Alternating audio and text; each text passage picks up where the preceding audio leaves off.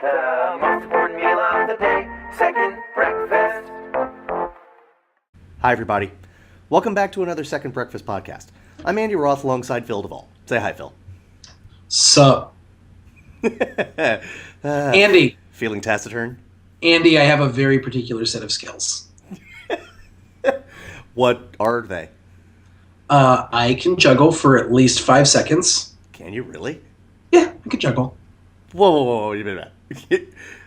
Like 5 seconds, though? That's actual juggling. Like, that's not just like throwing things in the air. I could do that. Yeah, I could do that. I'm not going to do it right now because we're filming and I'm connected to headphones. But when this whole thing's over, I'll grab 3 of something and show you. Uh-huh. You also have a girlfriend who lives in Canada. You wouldn't know her? Oh, my gosh. I mean, I am married, so this would make this a very awkward podcast. Were that true? Do you have a girlfriend in Canada that nobody knows about? No? Not anymore. Because now everyone knows about her. Speak? I'm really good at talking about anything and everything for long periods of time in ways that make it sound like at least I'm interested in it. I haven't noticed that. So, and it's in a long list of things I love about you. That might be my favorite. Do you know who one of my favorite actors of all time is, really for serious? Tell me. Liam Neeson. Me too. Real serious, he's one of my favorite actors. And I feel like we need to talk about him because what's happening right now, I don't know if it's good or bad for his career. I don't know. I mean, I assume he's just making buku bucks, and good for him. Sure. But he's developing a reputation, which I find strange. But I almost feel like he's living into that reputation. Like, it's like, he's got this reputation now as the old guy who kicks ass. Sure. In sort of like B movies. Sure. But that reputation is I mean, it's only been like 4 years, maybe 5. Yeah. It's been around for 30. It's a weird time of life for him to enter that stage. Although he's done. I mean, I don't know that he's done just a ton of pure action movies in clumps like he is now. But he hasn't shied away from the fact from roles or movies that call for him to be physical. And dude's huge. I mean, dude is huge. He's like 6'5" or something, and not slightly built. But something that you either said or implied that I really enjoy is that, like, he's more than nonstop. He's more than unknown. He's more than the Taken franchise. Right, and that's the thing. Like, it's becoming like the way people are talking about it is as if that's not the case, which is infuriating.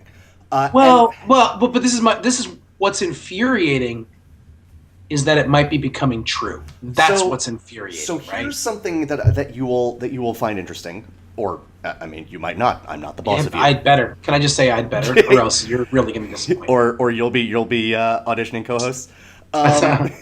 No, Andy, my love is unconditional. Someday you'll learn all about that. I know, I'm also passive-aggressive. Yes. Just a skosh. Yes, and also. Yes. Just a skosh. So the first of these movies was actually, this I want to say first. He recently did an interview when he was doing, like, press for A Walk Among the Tombstones, which is his latest one of these movies, and I'd like to talk about that in particular in a couple minutes, because I think it's a little different than the rash of these movies he's done. But they were also asking about Tombstones, and he was and also Taken 3, because the latest and hopefully last in this series has just been announced, and they were like, so what's the deal? You're 60-something and you're doing action movies, and this falls into. You and I go back and forth on, the effect of knowing what someone is like personally. Like, what does that do to their, to your view of their performances. Right, And right. And I am on record as saying that I'm sure there's a line where I was like, well, I just can't watch you anymore because I hate you because of this thing you did to a puppy or something. I have yet to reach that. I have yet to reach that line with anybody. I don't collect paintings by Hitler or anything, but you. But honestly, catch my that's drift. probably more because A, his paintings aren't that good, and B, you don't have a lot of money.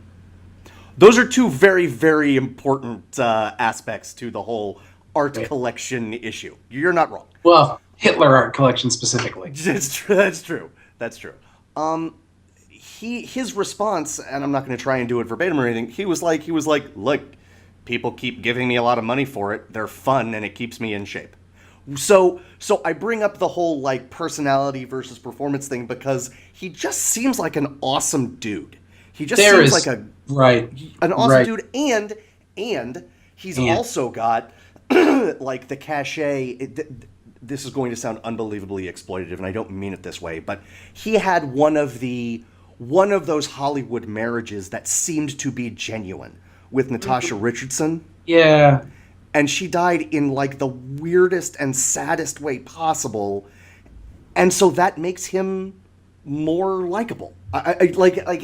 Let me say it in a different way that doesn't sound so terrible because I want to help you and I think you're right. Please, I didn't think it through before I said that. But, no. Yeah.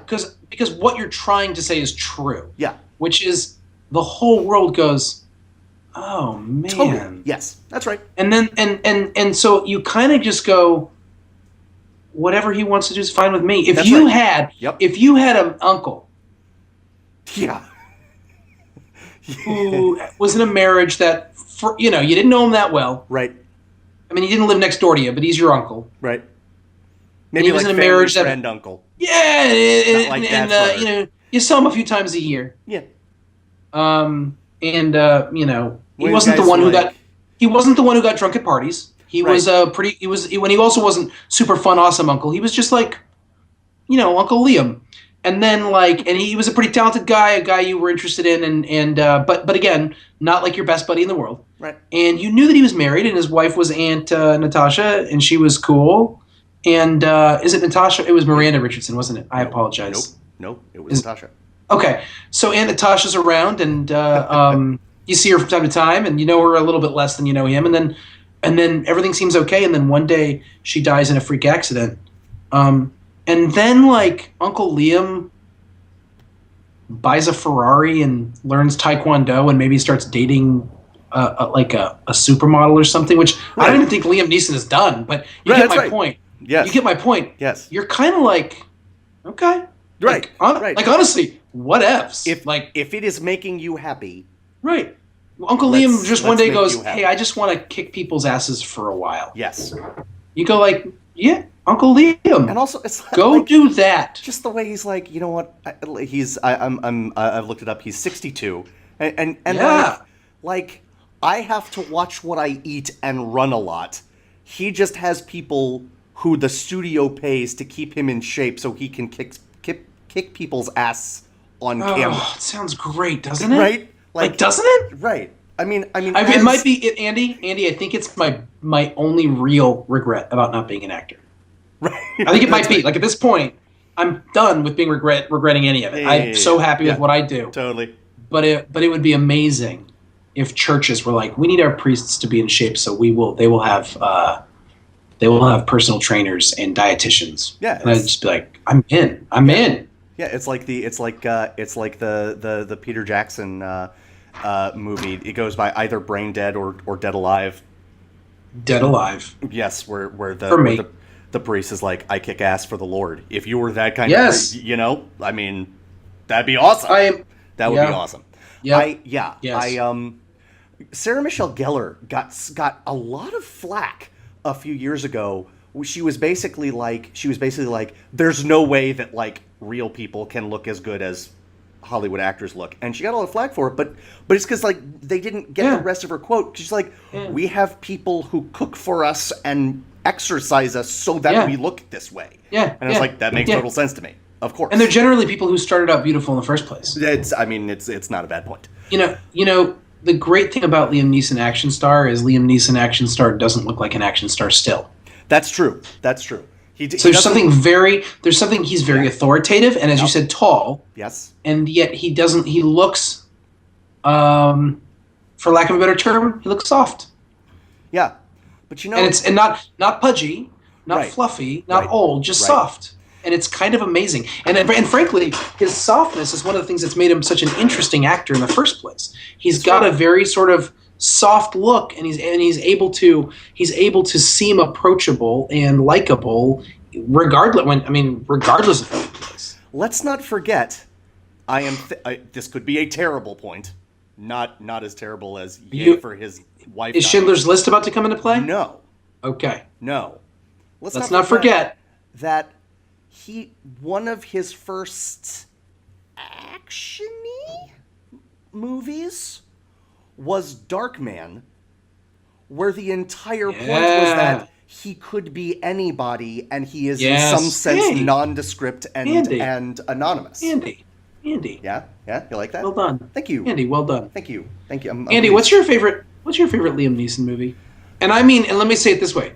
What's your favorite movie where Liam Neeson is the star? Because he's actually been a good supporting actor in quite a bit of his career as well. I don't think I have to think about this that long. I think it's it's Rob The Roy. Gray for you. Oh, it is absolutely Rob Roy for me. So here's unquestionable. The deal. I thought you were going to say The Gray. Well, Rob Roy is unquestionably my favorite. I think The Gray might be a better movie than Rob Roy. Yeah. But and I own The Gray, and I don't own Rob Roy, and that's probably an oversight. But I could watch Rob Roy on an endless loop. If there was a Rob Roy channel, I would own it. That's right. I would have that channel. God, why isn't there a Rob Roy channel? RRTV. Yeah, they'd be like, The Gray. The Gray what's on is Rob? like. What's on Rob Roy? What's on Rob Roy channel tonight? Are you serious? Are you? Did you have to ask? Well, once a day or once a week at 11 p.m., Chris Hardwick would do like Talking Roy. I think like once a month they'd show Braveheart and just be like, see how crappy this is in comparison? Like, this is just. Do you see now? Do you see the mistake that you all made as a human being, as a civilization? There'd be like an overlay in the lower, in the lower right hand corner with Liam Neeson just going. I want to say this, and then I won't be able to take it back later. Okay. That's how important it is for me, because I don't want to take it back later. Okay. But I might try to, and I don't want to. Okay. When someone talks about Braveheart glowingly, I think less of them as people. And not as people. Yeah. Like I'd let them babysit, but right. their taste is suspect to me. Immediately. The only point at which I disagree with you, the only point, is that it's forgivable to me if they haven't seen Rob Roy. It's not forgivable that they haven't seen Rob Roy. Oh. But it is interesting, because Rob Roy is a movie that is so good and came out the exact same year as Braveheart and is so demonstrably better. Yes. That it actually does make Braveheart worse. That's right. But I feel like we watched Braveheart for our Project Melway, and I love Mel Gibson, and we've talked about that ad nauseum, and really ad nauseum for us. But like hours and hours of talking about Mel Gibson. But honestly, Braveheart, it has well executed action sequences. Yes. And some interesting performances. Yes. And that literally is all I can say about That's it. Right. Without starting to just get annoyed. And Patrick McGowan as the king is fun to imitate. The trouble with Scotland is it's full of Scots. Yeah, you're right. But Rob Roy's got Tim Roth and John Hurt. Oh. And John Hurt. Oh, and Brian Cox. Yes, and Jessica Lange being awesome. Long. And, yes. And then and Jessica Lange. And then, just in case you were wondering, just throw a little Eric Stoltz in there. Just a little Eric Stoltz. Just a soupçon of Stoltz. A soupçon of Stoltz. Yeah. I mean, come on. And I will say this. I am a fan, as any red-blooded male would be. Red-blooded human. Women folk come into the enclave. Yeah. So, like yeah. everybody else, I love me a good fight scene. Oh boy. And I mean, punchy, kicky is Climax fun. of Rob Roy is just The sword fight at the end. it's one of the most exhilarating action sequences, especially considering it's so slow. Yes. And so methodical, deliberate. Yes. And it's swords. It's We have to stop. And it's not this Robin podcast. with swords. So So we have to go. So because I'm gonna go like shadow swing a sword for the next 25 minutes. Yeah. It is. What's sad to me is that because of the success of the movies he's been making lately, that even one of our favorite movies of the last few years, The Gray, was essentially marketed as that kind of movie. It belies the fact that he actually is still making interesting indie and interesting whatever type of flicks along the lines of movies he's been in, like Rob Roy, The Mission. He was in Gangs of New York. He's got Darkman. Like, he's got an interesting filmography. Right? He was a substitute. He had a supporting part in Husbands and Wives. Yeah, he was in a Woody Allen movie. Yeah. Which is Husbands and Wives, for those of you who don't. Yeah. I mean, it's all over there. He's great in it. He was Michael but Collins. it's funny. And then, exactly. And of course, it goes without saying now, but I mean, he was in Schindler's List. That was a big deal. He's been in these movies. He's gotten up. He's all over the place. I guess what I want to say is, it's not that I want people. Here's what I want to say to America or whoever. I don't know. Here's what I want to say to the world. Yeah. It's not that I want everyone to just sit around going, like, I don't want to pretend that Liam Neeson doesn't make these B movie things. Mm-hmm. It's that I don't want him to be known as that B movie actor. Right. Because even if he does those, he does a lot of different kinds of things. Yep. For some reason, here's what's funny, Andy. For some reason, I'm defending Uncle Liam, and I doubt he gives a crap. And I think he's just happy as a clam. Also, I was looking at his filmography going forward. Yep. He's got a movie with a talking tree.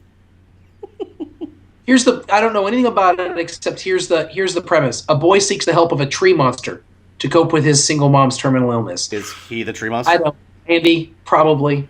It's him being a voice of something like he did as, I'm guessing, as Aslan and other things like that, because what else would he be? Right. He's in a movie called Run All Night, which sounds an aging hitman is forced to take on his brutal former boss to protect his estranged son and his family. Right. You could have just said an aging hitman, period. Right. So a couple of things. But a couple of things I want to say. Wait, okay. but I have one more thing I have to say. Okay.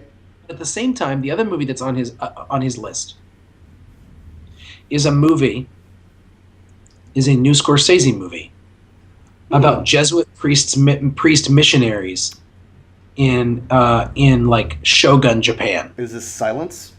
Yes. Yeah. And it's Scorsese, Liam Neeson, Andrew Garfield, Adam Driver, Ken Watanabe.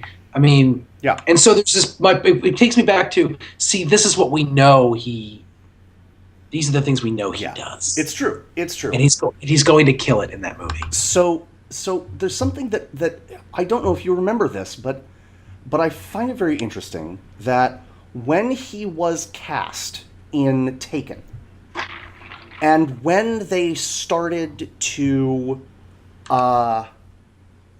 market it,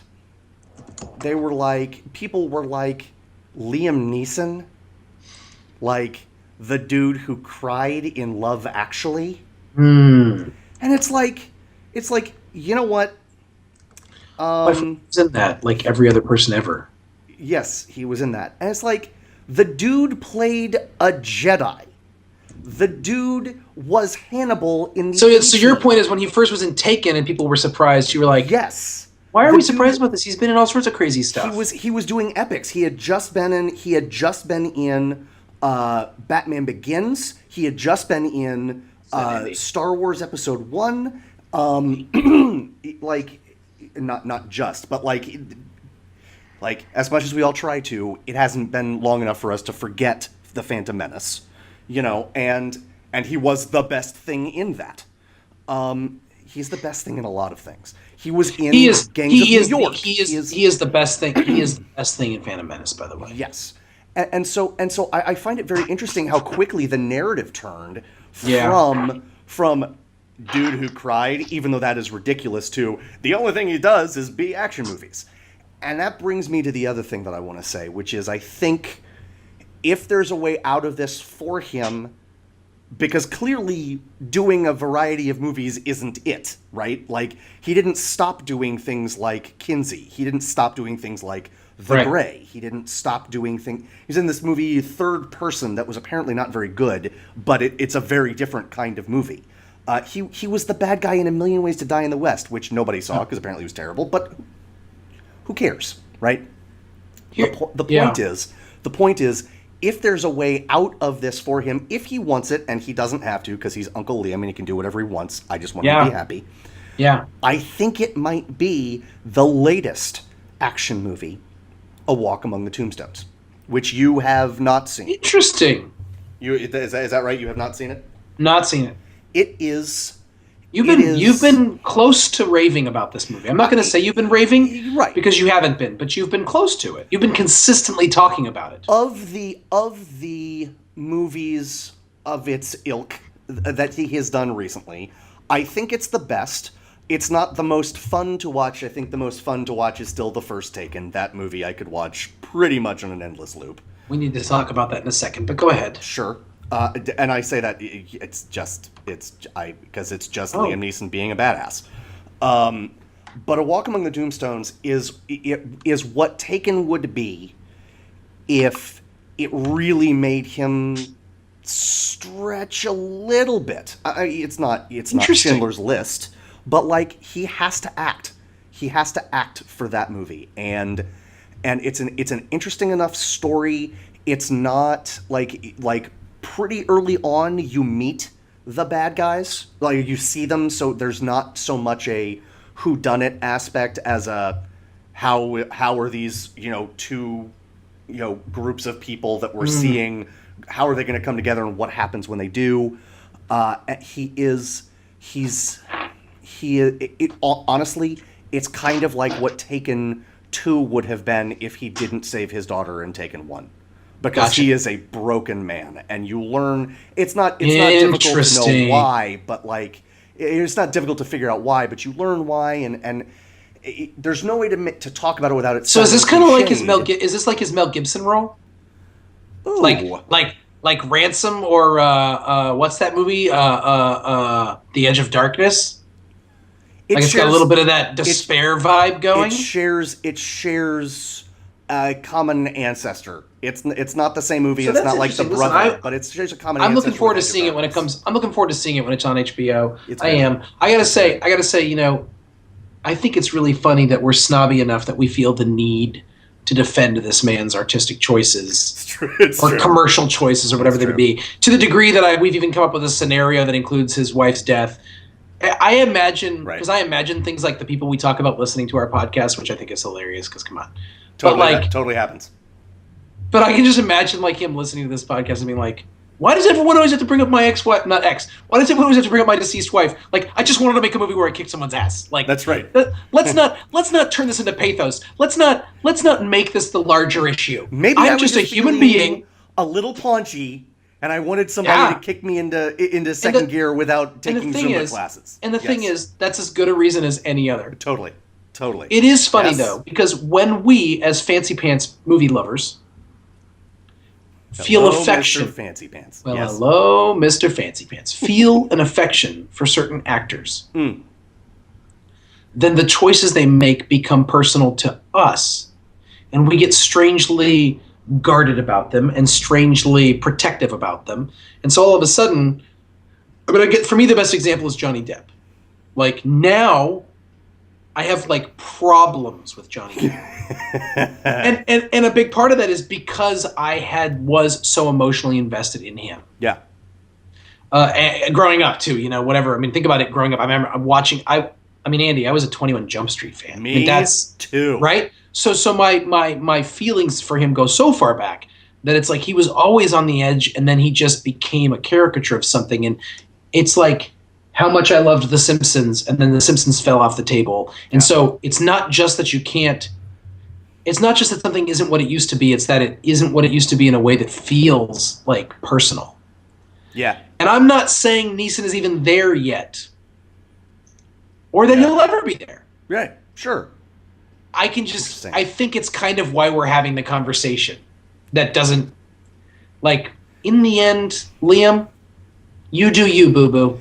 You do you. Indeed, I think the difference, and not that we need to belabor this point because it's an artificial thing, but the difference between Johnny Depp and Liam Neeson, for me, like, the problem with Johnny Depp was also the great thing about Johnny Depp, and that is, like, the role that sort of catapulted him. Not that he wasn't a huge star already, but Captain Jack Sparrow. There is no reason, like, on paper, that role deserves an Academy Award nomination. But you know what? He did. That is a deserved nomination. He did get nominated, didn't he? He did, and he was amazing in it. But it also, it sort of, like, I think fed into all of his and most actors' worst tendencies, which is to be self-congratulatory and over the top. And the difference is, like, Liam Neeson, there hasn't been that role for him, right? Well, like, that's the interesting thing, is Taken is the first movie that was a Liam Neeson vehicle that was a huge success. Sure. Yeah. So that's after 20 years in the industry and 20 years of acclaim. Yeah. And 20 years of doing whatever he wanted to do. Yeah.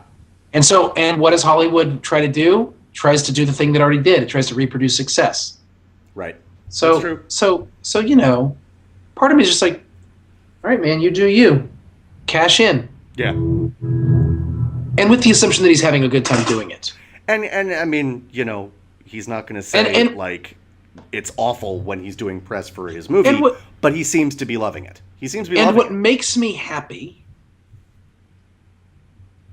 is that you say Walk Among the Tombstones is good. And what makes me also happy is that he's got a Scorsese movie coming up, and it makes me think that he's just going to be all over the place. Yeah. Andy, we need to wrap this up, but before we do, yeah, I want to say that there is going to be a sequel to this conversation. We need to have the Denzel Washington conversation soon.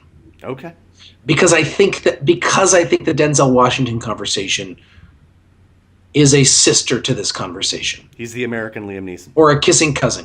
Sure. I don't know. I'm not even going to say that yet. Right. I'm not going to say that he is. I want to say that for some reason, Liam Neeson doing this interests me. And for some reason, Denzel Washington's career borderline infuriates me. Borderline. Granted, it doesn't take a lot to make me angry. I'm an idiot, but nevertheless, I wanna understand that better. Without knowing that you were going to ask for this, I've just done some research for it. I've recently watched for the first time, because I didn't see it in theaters, although I wanted to, and then it got terrible reviews. The Siege. The Siege. Oh boy. Yeah. Oh boy. That's with him and Bruce Willis and Annette Bening. And, sure. And Tony Shalhoub, because why not? Annette Bening might be the greatest actress with the least charisma. I don't even want. Like, there's something about, like, Annette Bening looks, and it sounds mean. She's gorgeous. She's incredibly talented. Yeah. I mean, she can carry a movie. I'm not even saying she can't carry a movie. No question. I'm saying she looks like if I saw her at the grocery store, I'd be like, there's some lady at the grocery store. Right. She doesn't even look like someone who could do what she does. And that, again, that sounds like an insult, which is, I mean, she's an attractive person. Like, right. But there's just something totally, like, I've never been like, oh, it's an Annette Bening movie. Right. But then you know what Annette Bening does? Just crushes it. Right. But then you watch The Grifters and you're like, oh my gosh. Or American Beauty. Yes. I mean, yes. she is, or Bugsy. Yes. Listen, please, don't hear what I'm not saying. It's true. It's true. You know? Because she's amazing. True. So we got to think about this Denzel thing. We got to talk about that. Yeah. But the not Denzel thing. The Denzel thing needs to be talked about. The Denzel thing. All right, Andy. We've disposed of the Liam thing. Okay. The Neeson thing. Disposed. Yes. That was us executing our very specific set of skills. Shut up. Shh. Andy, I need this. No, Andy, I need this. No. That's just me realizing I couldn't love you more. I couldn't love you more. So are we done? Are we good? Yeah, let's let these people go. And I we should go too. Folks, Liam Neeson. That'll bring us to the Liam end. Neeson. Liam Neeson, folks. Also the other thing that I'm not sure if we drove home enough, see Rob Roy. Oh my gosh. Yeah, I mean... And see the Rob mission. Roy. He's got a small part in the mission, but just see that. But really see Rob Roy in the gray, and then come back and talk to us. Right? Indeed. After you're done curling in a ball. It's true. See the gray first. Right. Then see Rob Roy. Yeah, it'll help you unclench. And it'll pull you out. Yes. The Gray. Not a light movie. Not an unweighty flick. Popcorn jam. Yeah, so that'll bring us to the end of another Second Breakfast podcast. I am Andy Roth, and that is Phil Duvall. We'll see you again real soon. Bye-bye. Bye now. The most important meal of the day, second breakfast.